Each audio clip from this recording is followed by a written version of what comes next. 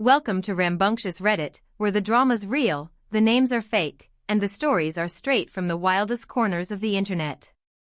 From petty revenge to Am I the Asshole to everything in between, we bring some of Reddit's juiciest stories to you, the wonderful and lovely audience, one video at a time.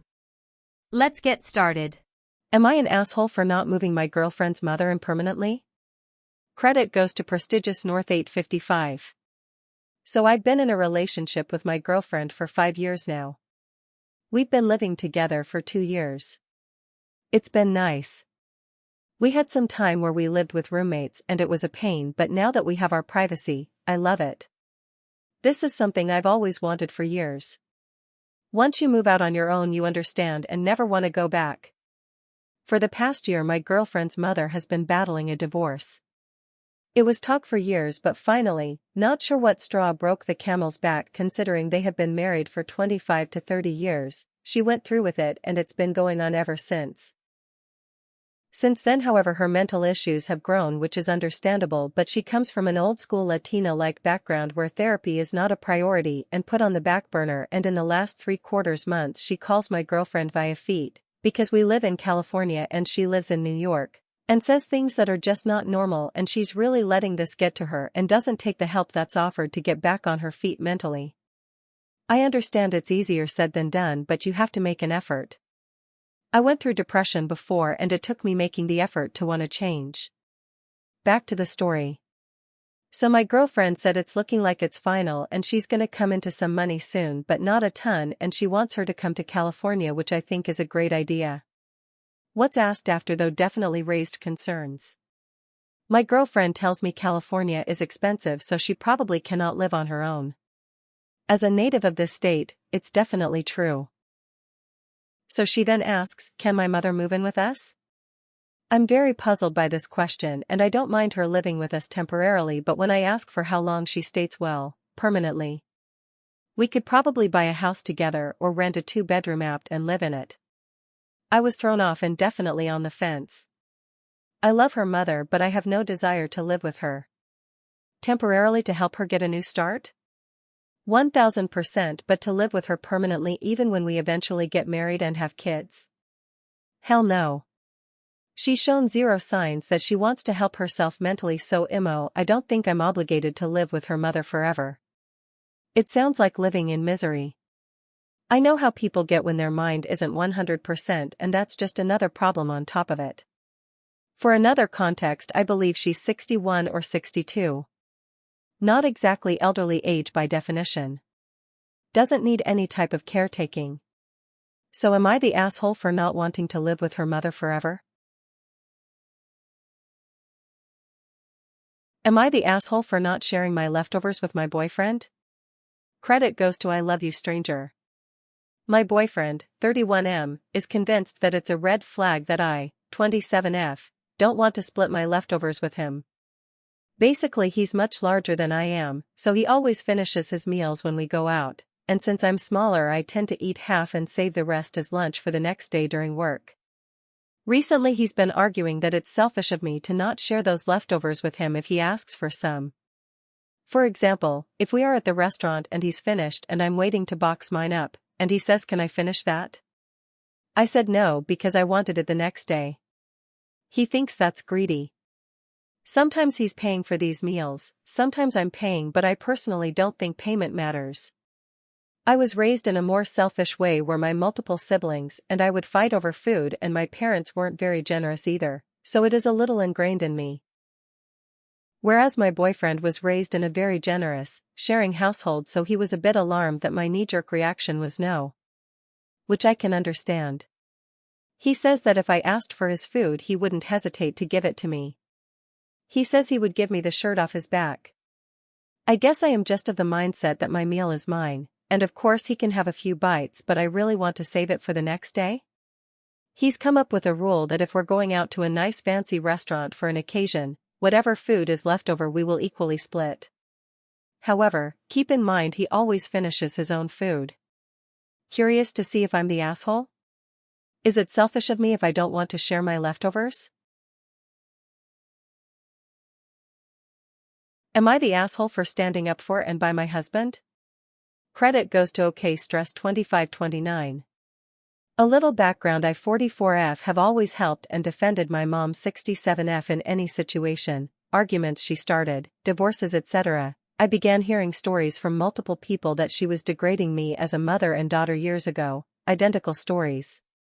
I married my husband 7 years ago, together 10 years ago, and from the start he's always felt that if we're together it's his place to help with anything mom needs, borrowing cars if hers messed up, rebuilding her car engine, buying her tires etc. He was raised, that's what you do.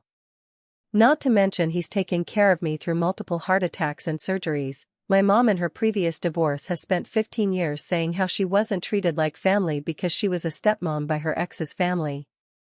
Fast forward to now. He helped raise my youngest 2 children who are doing great, daughter married with 1 amazing child, and son joined the military like he's talked about since he was 15 years old. 2 years ago she decided against my daughter's wishes she was going to have our grandsons, extremely close to my husband, one ST birthday party on a weekday when everyone was working and some worked late and or lived out of town. I let her know there's no way we could be there because he works so late.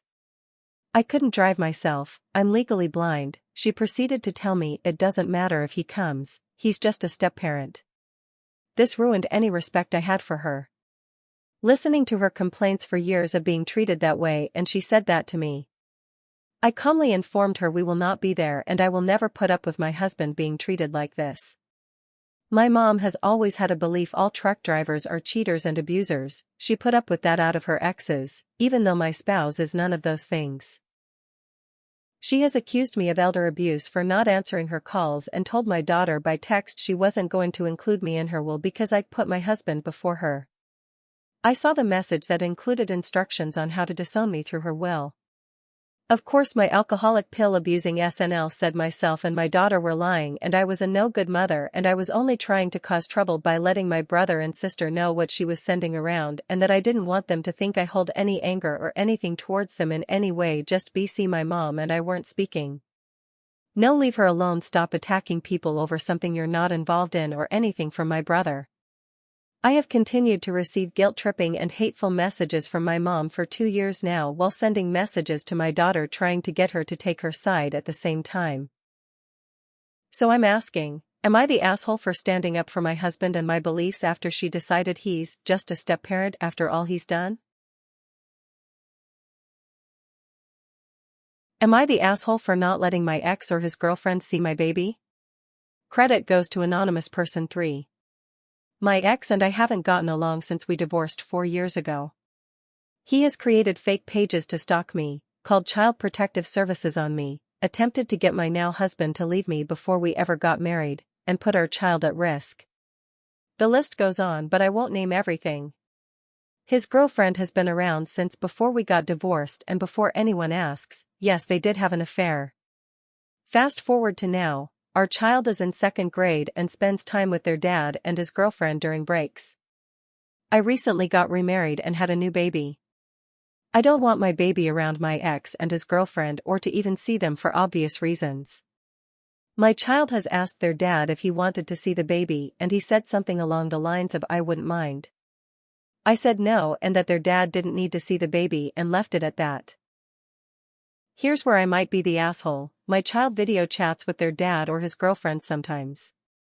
Recently I told them that if they're holding the baby they need to turn the camera off because their dad and his girlfriend don't need to see the baby. My child told the girlfriend this and the girlfriend said, "Isn't that rude?" So am I the asshole for not wanting them to see my baby at all?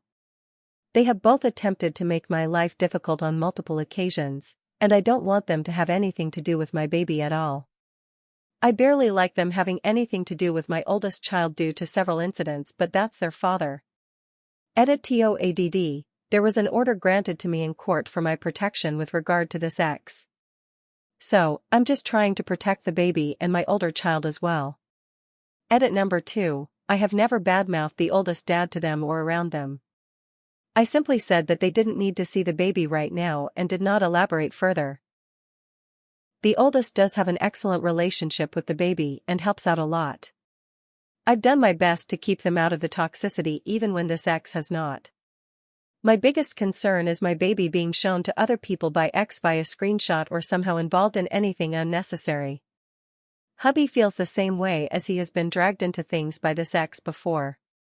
The older child has also been told things by this ex that are completely inappropriate to be discussing with a child. I'm doing my best to protect both my children. Also, the oldest loves my new hubby and they have an amazing relationship. Oldest has gone with hubby to do things alone. And the oldest always hugs him and gets upset anytime he has to go anywhere, including to work. Am I the asshole for not attending a colleague's wedding and telling a little lie as to why I'm not attending? Credit goes to official January 16th. My colleague is getting married in a few months and she has invited everyone in our team. She and I are the only Gen Z in the office and started around the same time, so we've always been closer to each other than everyone else. But I've always maintained boundaries and kept my personal life separate. The wedding is in her small town. To go I would have to get time off, fly, then shuttle and pay for accommodation and buy a gift. After the wedding I am traveling to watch Oasis and then going to Japan. I need to save. I figured since I don't really want to go and I need to save my money and we're not that close, it is not worth my spending around $2,000 on this.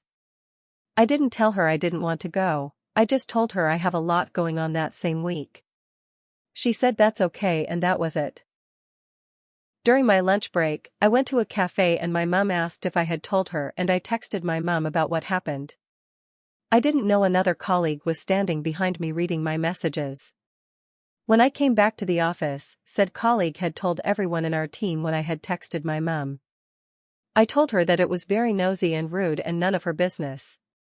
I apologized to the bride-to-be and told her I can't fork out that much money for her wedding when I have a lot going on in my life. She said it was chill and she gets it and we're good. It's everyone else that thinks I'm wrong for not going. Am I an asshole?